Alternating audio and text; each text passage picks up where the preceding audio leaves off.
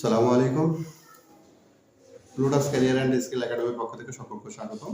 আশা করি সকলেই ভালো আছেন। সুপ্রিয় শিক্ষার্থী ভাই বোনেরা, আপনাদের হচ্ছে আন্তরিক অভিনন্দন।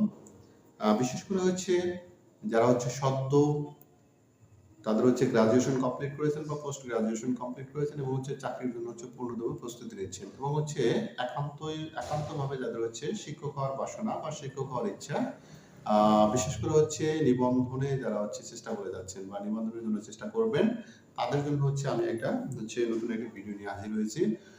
বিশেষ করে হচ্ছে 18তম শিক্ষক নিবন্ধনে কিন্তু আবেদন জমা পড়েছিল 18 লাখ প্লাস, কিন্তু এখানে পরীক্ষায় অংশগ্রহণ করা হচ্ছে 13 লাখ সামথিং, যেখানে পাশের হার কেবলমাত্র কিন্তু 35%। দ্যাট মিন হচ্ছে 13 লাখ থেকে মাত্র প্রায় 5 লাখের মতো হচ্ছে প্রার্থী কিন্তু পাস করেছে। বাকি প্রার্থী কি করেছেন? ফেল করেছেন। এখন হচ্ছে যারা ফেল করেছেন তাদের কি হতাশ হওয়ার কোনোই কারণ নেই, ঠিক আছে? Failure is the pillar of success. সুতরাং হচ্ছে ফেল মানে যে আপনি ব্যর্থ, বিষয়টা কিন্তু এমন না। আপনাকে এখনই ঘুরে দাঁড়াতে হবে। আমি হচ্ছে তাদেরকে নিয়ে এবং হচ্ছে নতুন যারা আছেন, ফ্রেশার যারা আছেন, তাদেরকে নিয়ে হচ্ছে আমি একটু কথা বলবো। বিষয়টা হচ্ছে 19তম নিবন্ধন। অনেকেই হচ্ছে জানতে চেয়েছেন যে 19তম নিবন্ধনটা আসলে কবে প্রকাশিত হবে, কবে নাগাদ প্রকাশিত হতে পারে এবং হচ্ছে 19তম নিবন্ধনে কোনো ধরনের হচ্ছে পরিবর্তন বা সংযোজন বা পরিমার্জন আসছে কিনা, এই বিষয়ে নিয়ে আমি একটু কথা বলবো। তো 19তম নিবন্ধনের কথা যদি আমরা একটু আলোচনা করি, তার আগে হচ্ছে আমাদের একটু 18তম নিবন্ধনে চলে যেতে হবে। তো 18তম নিবন্ধনের লিখিত যে সম্ভাব্য তারিখ, সেটা আমরা হচ্ছে যেটা জানতে পেরেছি সেটা হচ্ছে আপনাদের ঈদুল আজহার পরে হচ্ছে লিখিত পরীক্ষাটা সংগঠিত হওয়ার সম্ভাবনা অনেক বেশি।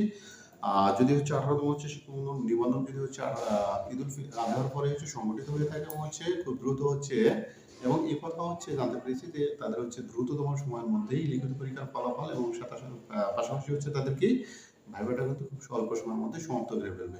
তার মানে আমরা বুঝতে পারতেছি এই বছরের মধ্যেই কিন্তু 18তম শিক্ষক নিবন্ধনের সকল ধরনের কার্যক্রম কিন্তু কমপ্লিট হওয়ার পসিবিলিটি অনেক বেশি।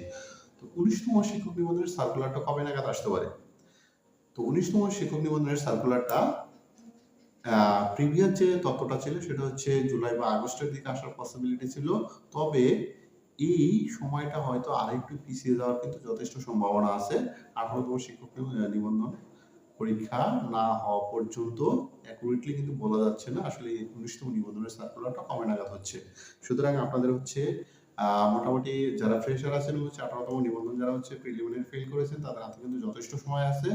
আপনারা যদি হচ্ছে 19তম নিবন্ধনের হচ্ছে পরীক্ষার প্রস্তুতি নিতে চান, তাহলে কিন্তু কি করতে পারেন, এখন থেকেই স্বল্প পরিসরে কিন্তু প্রস্তুতি নিতে পারেন। তাহলে আপনি লম্বা একটা সময় পাবেন এবং হচ্ছে প্রিলি পাস আপনারা যেটা করবেন, কেবলমাত্র প্রিলি না, আপনার হচ্ছে প্রিলির পাশাপাশি অবশ্যই লিখিতের জন্য কিন্তু ফুললি একটা প্রিপারেশন নেবেন। তাহলে যে কাজটা হবে সেটা হচ্ছে আপনার প্রস্তুতি কিন্তু পূর্ণাঙ্গ একটা প্রস্তুতি হবে। তবে এখানে আরেকটা মজার যে বিষয় বা হচ্ছে আপনাদের জন্য হচ্ছে যে আশীর্বাদের যে বিষয়, সেটা হচ্ছে 19তম শিক্ষক নিবন্ধনে কিন্তু বড় ধরনের পরিবর্তন আসছে, বড় ধরনের পরিমার্জন আসছে।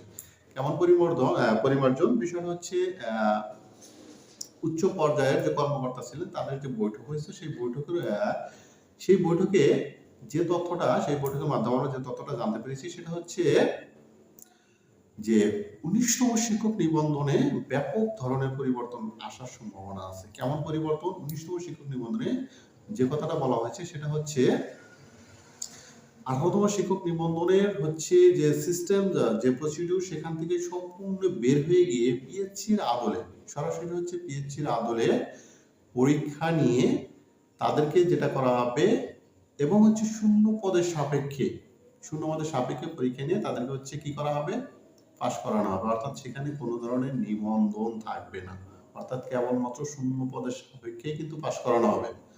তার মানে হচ্ছে এই বিষয়টা আমি যদি আরো সহজভাবে বলি, আপনারা যারা হচ্ছে বিভিন্ন হচ্ছে দপ্তরের পরীক্ষা হচ্ছে দিয়ে যারা দিয়েছেন তারা অবশ্যই জানেন এবং হচ্ছে যারা দিবেন তারা একটু জানার চেষ্টা করবেন যে আমি আরেকটু যদি ক্লিয়ার করে বলি যে প্রাথমিক শিক্ষক নিবন্ধন পরীক্ষার কথা যদি বলা হয়, তাহলে এই প্রাথমিক শিক্ষক নিবন্ধনে কি করা হয়, এখানে কেবলমাত্র কিন্তু হচ্ছে প্রিলিমিনারি পরীক্ষা নেওয়া হয়, এখানে কিন্তু কোনো ধরনের রিটেন পরীক্ষা নেওয়া হয় না।